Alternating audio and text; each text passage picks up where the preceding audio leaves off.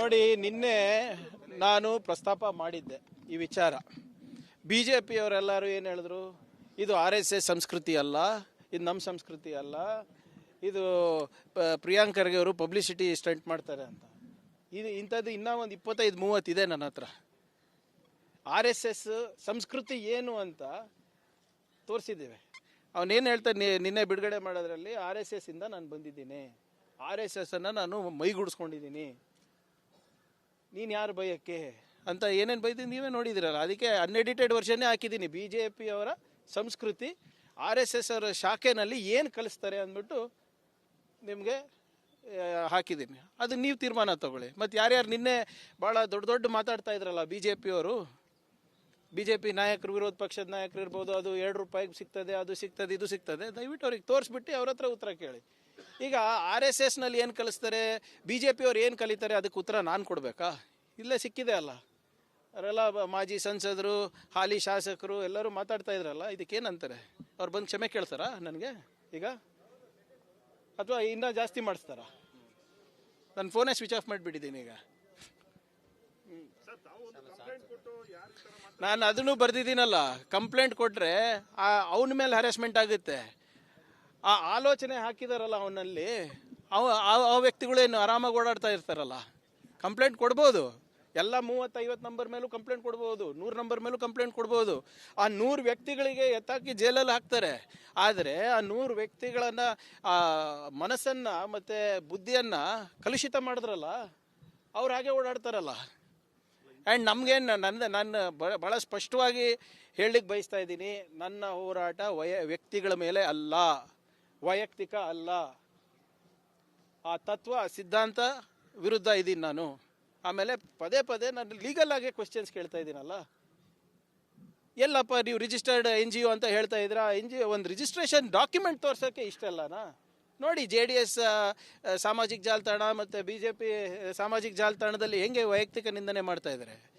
ಅವ್ರು ವೈಯಕ್ತಿಕ ಅವರೇ ಮಾಡ್ತಾ ಇದ್ದಾಗ ಒಫಿಷಿಯಲಿ ಅವ್ರ ಕಾರ್ಯಕರ್ತರು ಬಿಡ್ತಾರಾ? ನಾನು ನಿನ್ನೆ ಹೇಳಿದ್ದೀನಿ, ಈ ತತ್ವ ಸಿದ್ಧಾಂತ ಗಾಂಧೀಜಿಯವ್ರಿಗೆ ಬಿಟ್ಟಿಲ್ಲ, ಬಾಬಾ ಸಾಹೇಬ್ ಅಂಬೇಡ್ಕರ್ ಅವ್ರಿಗೆ ಬಿಟ್ಟಿಲ್ಲ, ನಾನು ಅವ್ರ ಕಾಲು ಉಗ್ರಷ್ಟು ಇಲ್ಲ, ನಾನು ಆ ಮಹನೀಯರ ಕಾಲು ಉಗ್ರಷ್ಟು. ನನಗೆ ಬಿಡ್ತಾರಾ ಇವರು? ಇದು ನಿನ್ನೆ ಇವತ್ತು ಹಾಕಿರೋದು ಬರೀ ಸ್ಯಾಂಪಲ್ಲು. ಇನ್ನೂ ಬೇಕಾದ್ರೂ ಕೂಡ BJP ಅವರಿಗೆ ಅವ್ರ ಸಂಸ್ಕೃತಿ ಇದಕ್ಕಿಂತ ಅವಾಚ್ಯವಾಗಿ ಬೈದಿದ್ದಾರೆ. ನನಗೆ ಹೇಸಿಗೆ ಬರುತ್ತೆ. ಅದಕ್ಕೆ ನನ್ನ ಮರ್ಯಾದೆ ಉಳಿಸ್ಕೊಳ್ಳಿಕ್ಕೆ ನಾನು ಹಾಕಿಲ್ಲ ಅಷ್ಟೇ. ಅದು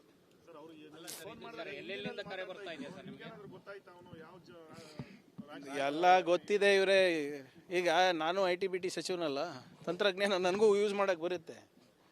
ಆದರೆ ನಾನು ಹೇಳ್ದಂಗೆ ಆ ವ್ಯಕ್ತಿಗೆ ನಾವು ಜೈಲಿಗೆ ಕಳಿಸ್ರೆ ಏನು ಪ್ರಯೋಜನ? ಆ ವ್ಯಕ್ತಿ, ಆ ಆಲೋಚನೆ ಯಾರು ಅವನಿಗೆ ಆ ಕೋಮದ ವಿಷ ಬೀಜವನ್ನು ಬಿತ್ತಿದಾರಲ್ಲ ಅವನ ಮನಸ್ಸಿನಲ್ಲಿ, ಅವನ ಬುದ್ಧಿನಲ್ಲಿ, ಅವ್ರಿಗೆ ಒಳಗೆ ಹಾಕ್ಬೇಕಂತ ನಾನು.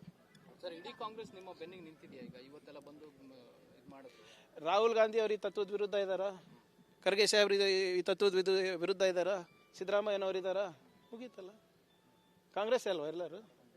ಅವ್ರಿಗಿಂತ ಇನ್ಯಾರು 3 ಜನ ಎಲ್ಲರೂ ಮಾತನಾಡಿದ್ದಾರೆ, ಸದನದಲ್ಲಿ ಮಾತಾಡಿದ್ದಾರೆ, ಸದನದ ಹೊರಗಡೆ ಮಾತಾಡಿದ್ದಾರೆ, ಪಬ್ಲಿಕ್ ವೇದಿಕೆಗಳಲ್ಲಿ ಮಾತಾಡಿದ್ದಾರೆ.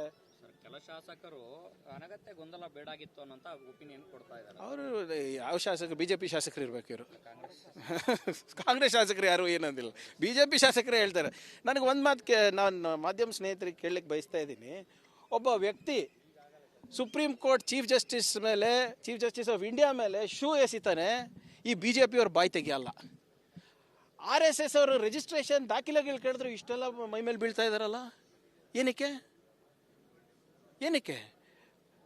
ಇವ್ರು ಯಾರು ಕೂಡ ಇಷ್ಟೆಲ್ಲ ನನ್ನ ಬಗ್ಗೆ ಮಾತಾಡ್ತಾ ಇದ್ದಾರಲ್ಲ.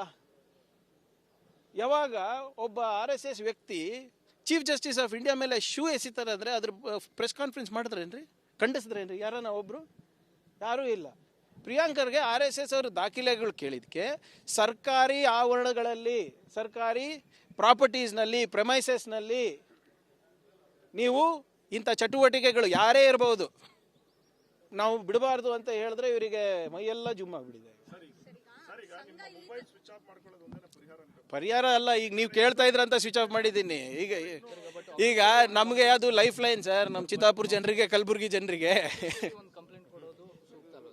We will do it. ನಾನು ಚರ್ಚೆ ಮಾಡ್ತೀನಿ ಹೋಮ್ ಮಿನಿಸ್ಟರ್ ಅವ್ರ ಜೊತೆ, ಏನು ಮಾಡೋದು ನೋಡ್ತೀನಿ.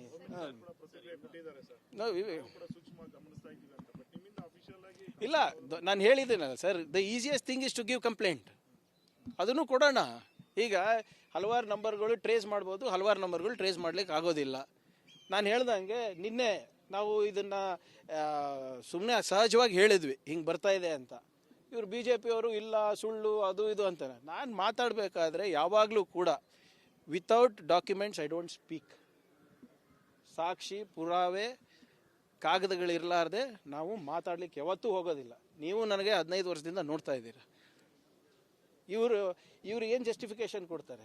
ನೀವು ನನಗೆ ಪ್ರಶ್ನೆ ಕೇಳೋದು ಬಿಟ್ಟು ಅವ್ರಿಗೆ ಕೇಳಬೇಕು. ಸರ್ ಇದು ನಿಮ್ಮ ಸಂಸ್ಕೃತಿ ಅಂತ ಹೇಳ್ತಾ ಇದ್ದಾರೆ. ಮುಖ್ಯಮಂತ್ರಿಗಳಿಂದ ಸರ್ಕಾರದ ಮುಖ್ಯ ಕಾರ್ಯದರ್ಶಿಗೆ ಸೂಚನೆ ಹೋದ್ಮೇಲೂ ಕೂಡ ಅವ್ರು ಯಾಕೆ ಇನ್ನೂ ಮೀನಾಮೇಷ ಎಣಿಸ್ತಾ ಇದ್ದಾರೆ? ಅದಕ್ಕೆ ಸಿಎಂ ಇದ್ರ ಬಗ್ಗೆ ಗಮನ ಹರಿಸಿ ಅಂತ. ಇಲ್ಲ ಅವ್ರು ನನ್ನ ಹತ್ರನೇ ಮಾತನಾಡಿದ್ದಾರೆ. ಸರ್ ಬೇರೆ ಕಡೆ ಹೇಗಿದೆ ಏನೇನಿದೆ ಅಂತ ಮೀನಾಮೇಷ ಎಣಿಸೋದಲ್ಲ. ಆ್ಯಂಡ್ ಇಟ್ ಈಸ್ ನಾಟ್ ನಾನು ಹೇಳ್ತಾ ಇದ್ದೀನಲ್ಲ sir, it is not about RSS radicalization of any sorts.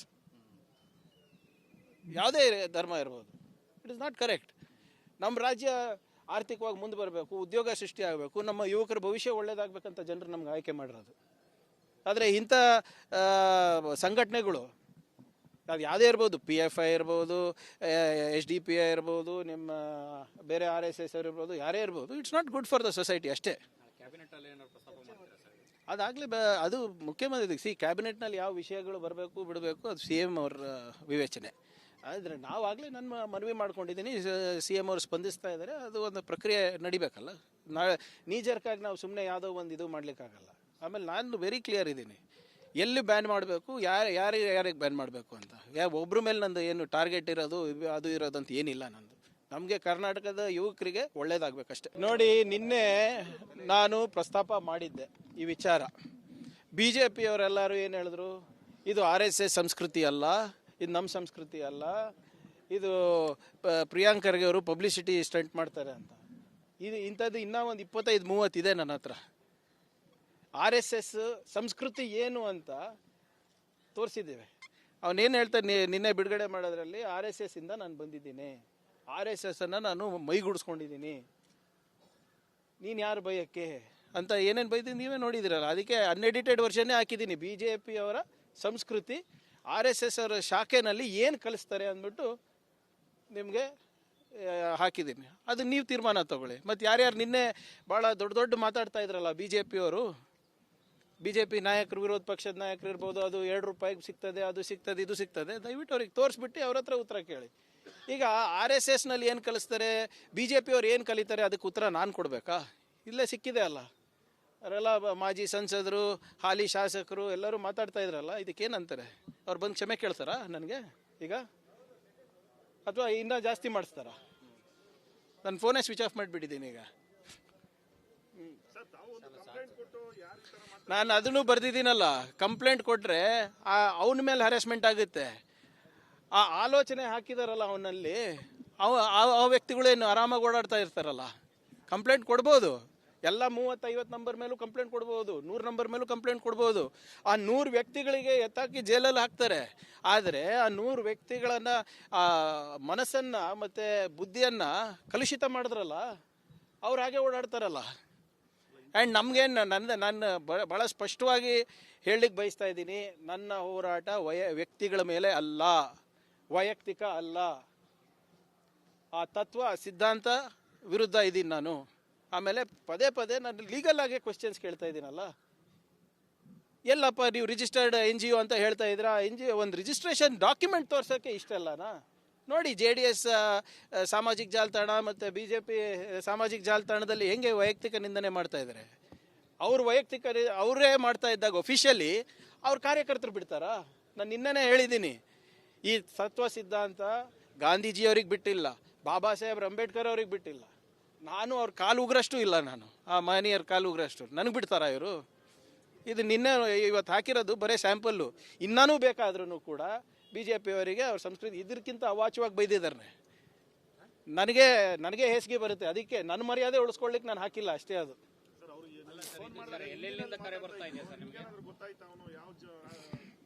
ಎಲ್ಲ ಗೊತ್ತಿದೆ ಇವರೇ. ಈಗ ನಾನು IT-BT ಸಚಿವನಲ್ಲ, ತಂತ್ರಜ್ಞಾನ ನನಗೂ ಯೂಸ್ ಮಾಡೋಕ್ಕೆ ಬರುತ್ತೆ. ಆದರೆ ನಾನು ಹೇಳ್ದಂಗೆ ಆ ವ್ಯಕ್ತಿಗೆ ನಾವು ಜೈಲಿಗೆ ಕಳಿಸಿದ್ರೆ ಏನು ಪ್ರಯೋಜನ? ಆ ವ್ಯಕ್ತಿ ಆ ಆಲೋಚನೆ ಯಾರು ಅವನಿಗೆ ಆ ಕೋಮದ ವಿಷ ಬೀಜವನ್ನು ಬಿತ್ತಿದಾರಲ್ಲ ಅವನ ಮನಸ್ಸಿನಲ್ಲಿ ಅವನ ಬುದ್ಧಿನಲ್ಲಿ ಅವ್ರಿಗೆ ಒಳಗಾಕ್ಬೇಕಂತ ನಾನು. ಸರ್, ಇಡೀ ಕಾಂಗ್ರೆಸ್ ನಿಮ್ಮ ಬೆನ್ನಿಗೆ ನಿಂತಿದೆಯಾ ಈಗ ಇವತ್ತೆಲ್ಲ ಬಂದು ಇದು ಮಾಡುತ್ತೆ? ರಾಹುಲ್ ಗಾಂಧಿ ಅವರು ಈ ತತ್ವದ ವಿರುದ್ಧ ಇದ್ದಾರಾ? ಖರ್ಗೆ ಸಾಹೇಬ್ರು ಈ ತತ್ವದ ವಿರುದ್ಧ ಇದ್ದಾರಾ? ಸಿದ್ದರಾಮಯ್ಯನವರು ಇದ್ದಾರಾ? ಮುಗೀತಲ್ಲ. ಕಾಂಗ್ರೆಸ್ ಅಲ್ವಾ ಎಲ್ಲರೂ? ಅವ್ರಿಗಿಂತ ಇನ್ಯಾರು 3 ಜನ ಎಲ್ಲರೂ ಮಾತನಾಡಿದ್ದಾರೆ, ಸದನದಲ್ಲಿ ಮಾತಾಡಿದ್ದಾರೆ, ಸದನದ ಹೊರಗಡೆ ಮಾತಾಡಿದ್ದಾರೆ, ಪಬ್ಲಿಕ್ ವೇದಿಕೆಗಳಲ್ಲಿ ಮಾತಾಡಿದ್ದಾರೆ. ಕೆಲ ಶಾಸಕರು ಅನಗತ್ಯ ಗೊಂದಲ ಬೇಡಾಗಿತ್ತು ಅನ್ನೋಂಥ ಒಪಿನಿಯನ್ ಕೊಡ್ತಾ ಇದ್ದಾರೆ. ಅವರು ಯಾವ ಶಾಸಕರು? ಬಿಜೆಪಿ ಶಾಸಕರು ಇರ್ಬೇಕು ಇವರು. ಕಾಂಗ್ರೆಸ್ ಶಾಸಕರು ಯಾರು ಏನಂದಿಲ್ಲ, ಬಿಜೆಪಿ ಶಾಸಕರೇ ಹೇಳ್ತಾರೆ. ನನಗೆ ಒಂದು ಮಾತು ನಾನು ಮಾಧ್ಯಮ ಸ್ನೇಹಿತರಿಗೆ ಕೇಳಲಿಕ್ಕೆ ಬಯಸ್ತಾ ಇದ್ದೀನಿ. ಒಬ್ಬ ವ್ಯಕ್ತಿ supreme court chief justice of India ಮೇಲೆ ಶೂ ಎಸಿತಾನೆ, ಈ ಬಿ ಜೆ ಪಿಯವ್ರ ಬಾಯಿ ತೆಗಿಯಲ್ಲ. RSS ಅವರು ರಿಜಿಸ್ಟ್ರೇಷನ್ ದಾಖಲೆಗಳು ಕೇಳಿದ್ರು ಇಷ್ಟೆಲ್ಲ ಮೈ ಮೇಲೆ ಬೀಳ್ತಾ ಇದ್ದಾರಲ್ಲ, ಏನಕ್ಕೆ? ಇವ್ರು ಯಾರು ಕೂಡ ಇಷ್ಟೆಲ್ಲ ನನ್ನ ಬಗ್ಗೆ ಮಾತಾಡ್ತಾ ಇದ್ದಾರಲ್ಲ, ಯಾವಾಗ ಒಬ್ಬ RSS ವ್ಯಕ್ತಿ ಚೀಫ್ ಜಸ್ಟಿಸ್ ಆಫ್ ಇಂಡಿಯಾ ಮೇಲೆ ಶೂ ಎಸಿತಾರೆ ಅಂದರೆ ಅದ್ರ ಪ್ರೆಸ್ ಕಾನ್ಫರೆನ್ಸ್ ಮಾಡಿದ್ರೇನ್ರಿ? ಖಂಡಿಸಿದ್ರೇನ್ರಿ ಯಾರನ್ನ ಒಬ್ರು? ಯಾರೂ ಇಲ್ಲ. ಪ್ರಿಯಾಂಕರ್ಗೆ RSS ಅವರು ದಾಖಲೆಗಳು ಕೇಳಿದಕ್ಕೆ ಸರ್ಕಾರಿ ಆವರಣಗಳಲ್ಲಿ, ಸರ್ಕಾರಿ ಪ್ರಾಪರ್ಟೀಸ್ನಲ್ಲಿ, ಪ್ರೆಮೈಸಸ್ನಲ್ಲಿ ನೀವು ಇಂಥ ಚಟುವಟಿಕೆಗಳು ಯಾರೇ ಇರಬಹುದು ನಾವು ಬಿಡಬಾರ್ದು ಅಂತ ಹೇಳಿದ್ರೆ ಇವರಿಗೆ ಮೈಯೆಲ್ಲ ಜುಮ್ ಆಗ್ಬಿಟ್ಟಿದೆ. ಪರಿಹಾರ ಅಲ್ಲ, ಈಗ ನೀವು ಕೇಳ್ತಾ ಇದ್ರಂತ ಸ್ವಿಚ್ ಆಫ್ ಮಾಡಿದ್ದೀನಿ. ಈಗ ನಮಗೆ ಅದು ಲೈಫ್ ಲೈನ್ ಸರ್, ನಮ್ಮ ಚಿತ್ತಾಪುರ ಜನರಿಗೆ, ಕಲಬುರಗಿ ಜನರಿಗೆ. We will do it. ನಾನು ಚರ್ಚೆ ಮಾಡ್ತೀನಿ ಹೋಮ್ ಮಿನಿಸ್ಟರ್ ಅವ್ರ ಜೊತೆ, ಏನು ಮಾಡೋದು ನೋಡ್ತೀನಿ.